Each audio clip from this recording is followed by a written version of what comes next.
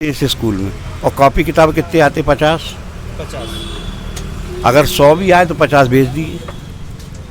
ये मध्य प्रदेश के यहाँ प्रधानमंत्री अभी नहीं आए हैं। मध्य प्रदेश का चुनाव में प्रधानमंत्री नहीं आए।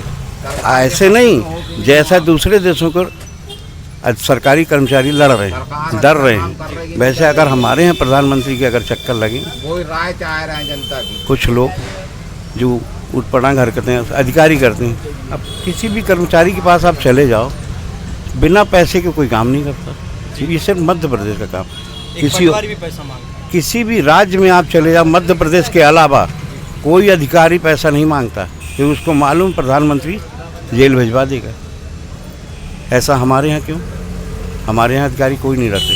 शिवराज सिंह रहे तो नहीं डरते, लेकिन आज की डेट में अभी जो हमारे यहाँ मुख्यमंत्री बहुत ही अच्छा तीन प्रधानमंत्री हैं हमारे यहाँ। एक योगी प्रधानमंत्री अपने मोदी जी, दूसरे नंबर पे योगी, और तीसरे नंबर का एक और प्रधानमंत्री आ गए हमारे मध्य प्रदेश के मोहन यादव।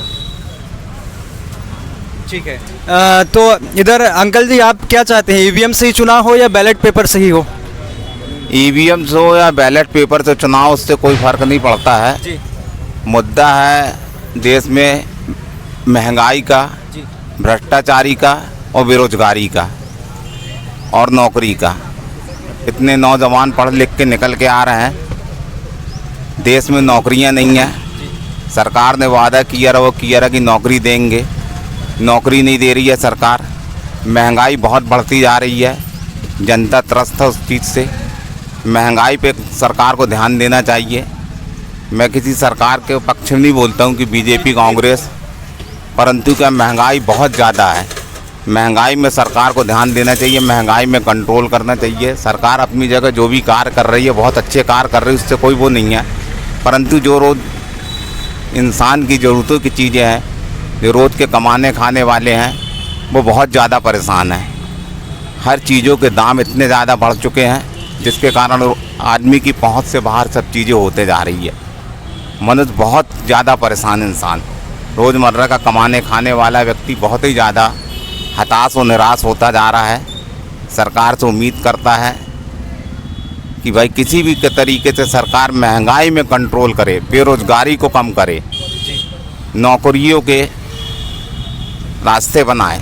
नौकरी नहीं मिल रही है, आदमी पढ़ लिख के, लाखों लोग पढ़ लिख के आ रहे हैं, परंतु नौकरी नहीं है। बेरोजगारी की आदमी मार बहुत ज़्यादा झेल रहा है, महंगाई बहुत ज़्यादा है।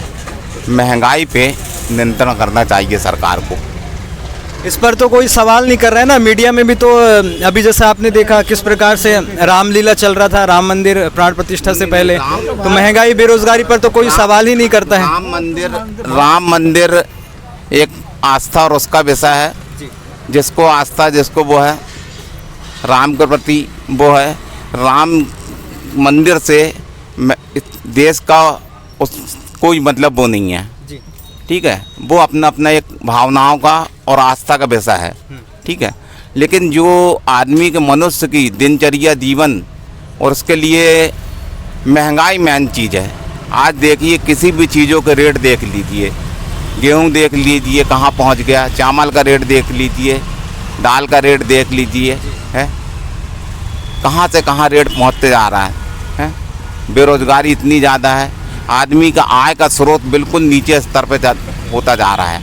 सबसे ज़्यादा सरकार कोई भी हो, कांग्रेस की हो या बीजेपी की हो और किसी भी प्रकार की सरकार को सबसे पहले इन मुद्दों पे ध्यान देना चाहिए। जो आम जनता महंगाई से त्रस्त है, बेरोजगारी से त्रस्त है, इस पे सरकार को ज़्यादा फोकस करना चाहिए। सरकार पे इस पर ध्यान देना चाहिए। अब जैसे अभी हमारे और चुनाव का जो है बैलेट पेपर से कराए या ईवीएम से कराए, इससे कोई फ़र्क नहीं पड़ता है, ठीक है। सबसे मेन कोई भी गवर्नमेंट आती है तो सरकार को सबसे पहले इन अहम मुद्दों पे ध्यान देना चाहिए। महंगाई पे सबसे पहले नियंत्रण करना चाहिए और बेरोजगारी कम से कम होना चाहिए। जो पढ़े लिखे युवा रोजगार जो निकल के आ रहे हैं, उनको नौकरी का वो होना चाहिए। ये सब मेन मुद्दे हैं। तो अभी 10 साल में मोदी सरकार ने इस पर ध्यान दी है, ऐसा लगता है या नहीं लगता, या फिर पहले सरकार जैसे चलाते थे वैसे ही चला रही है? मोदी सरकार ने इन 3 मुद्दों पे अभी कोई विशेष ध्यान नहीं दिया है। नौकरियां कोई नहीं दी हैं उनने, जितनी नौकरियों के लाने उनने बोला रहा, आपने देखा होगा कि कितने नौकरी दी है, और ज़्यादातर निजी करते जा रहे हैं, निजीकरण कर रहे हैं। नौकरियां और ख़त्म होते जा रही है, बेरोजगारी और बढ़ते जा रही है। मैं सरकार के खिलाफ नहीं बोल रहा, सरकार को बातों पे ध्यान देना चाहिए। सबसे अहम मुद्दा यही है। और जनता, देश की जनता इसी चीज़ पे ज़्यादा ध्यान दे के वोट करेगी। सरकार कोई भी हो जो महंगाई को कम करेगा, बेरोजगारी को कम करेगा, नौकरियों के ज़्यादा ऑप्शन वो करेगा, जनता उसी को चुनेगी। तो इस बार क्या लगता है, अभी 2 महीने बाद जो चुनाव होने वाले हैं उसमें बीजेपी बराबर सत्ता में आ जाएगी या फिर? बीजेपी तो आएगी पूरी तरह से, लेकिन सबसे बड़ी समस्या शिवराज सिंह को अलग कर दिया। शिवराज सिंह से भी मध्य प्रदेश के लोगों को बड़ी आस्था थी। क्यों? क्योंकि ये जो 1500 रुपये जो अभी दे रहे हैं, राशन दे रहे हैं, इससे तो महिलाएं पिट रही हैं। अब 1200 या 1500, लेकिन ये पैसा बंद करके हर घर में इन्होंने, शिवराज सिंह ने अभी भी बोल के गए थे घमापुर चौक पे कि हर घर से एक नौकरी देंगे।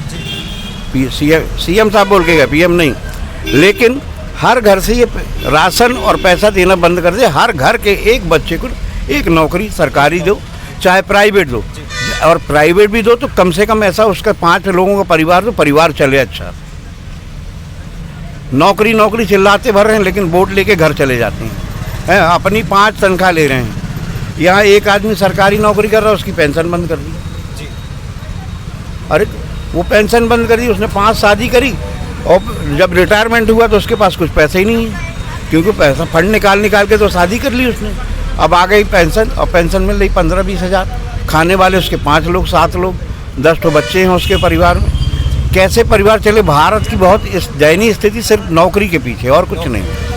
आप प्राइवेट निजीकरण सब कर डालो, अच्छी बात है, उससे हमारा भारत का फायदा है, लेकिन नौकरी तो दो आप।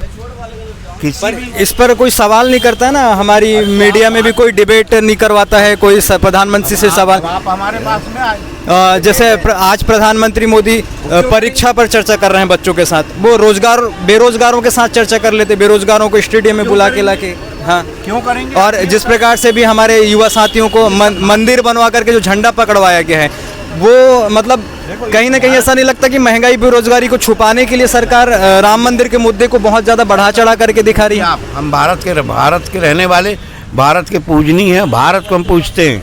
और हिंदुस्तान, इंडिया बोलो चाहे कुछ भी बोलो, भारत भारत है। और भारत में अगर हम रहते, हमारे राम मंदिर भारत में नहीं बनेगा तो कहाँ बनेगा? नहीं, राम मंदिर ना बनना चाहिए ये नहीं मैं बोल रहा हूँ, लेकिन जिस प्रकार से उसका महिमाकरण किया गया, मतलब 2400 घंटे टीवी में भी, टेलीविजन में भी रामलीला ही चल रहा था, और फिर लोगों में फिर हर नहीं होना चाहिए, लेकिन जिस प्रकार से भी दंगे हुए, मुंबई में दंगे हो गए, वहाँ पे कुछ लोगों के ये। हमारे घर में आए मेहमान बन के, आप हमारे घर मेहमान आए, हमने आपका अच्छा स्वागत किया, आपको खाने को दिया, रहने को दिया, सब कुछ दिया, आप हमारी गला काटोगे?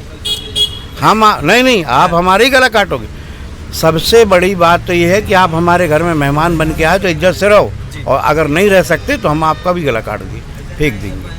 आपको ये करना चाहिए, वो लोग कर नहीं रहे, बस अपनी रोटी बात वहाँ मेहमान और इसकी भी नहीं है। हम तो आपस में भी लड़ रहे हैं ना। अभी जैसे हमारे मध्य प्रदेश उज्जैन में ही कल परसों की ही घटना मैं बता रहा हूँ, एक पाटीदार समुदाय के लोग और दूसरे भीम आर्मी के लोग एक खाली स्थान पर मूर्ति लगाना चाहते थे किसी महापुरुष की।